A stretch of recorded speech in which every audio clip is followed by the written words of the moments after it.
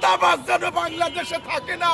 এই দেশে চাঁদা হয়, এই চাঁদা বিদেশ যায়। সকালবেলা ভাই আমি একটা যাত্রী নিয়ে অ্যাপসে আফতাবনগর থেকে সদরঘাটে আসছি। আমি যাত্রী নামাইয়া 1 সেকেন্ড টার্মিনালে আমি দাঁড়াই নাই।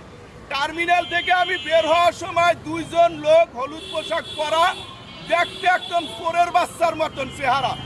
তারা আমার সাথে 30 মিনিট বার্গেনিং করছে 50 টাকার জন্য।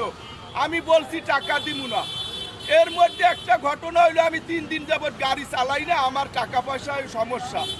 আমার যাত্রী আমাকে অ্যাপসে 524 টাকা পে করছে। আমি ওগো টাকা কেন দিব? এখানে তো আমি টার্মিনালে গাড়ি রাখি নাই।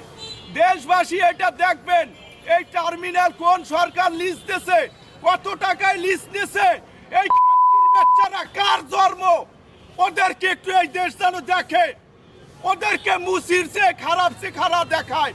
এবং আমি ভবিষ্যতে এই দেশে চাই কোনো চাঁদাবাজ যেন থাকে না। এই দেশে চাঁদা হয়, এই চাঁদা বিদেশ যায়। চাঁদাবাজ যেন বাংলাদেশে থাকে না, মুসির জাত যেন থাকে না, ছোট লোকের বাচ্চা যেন থাকে না। এভাবে আর কতদিন?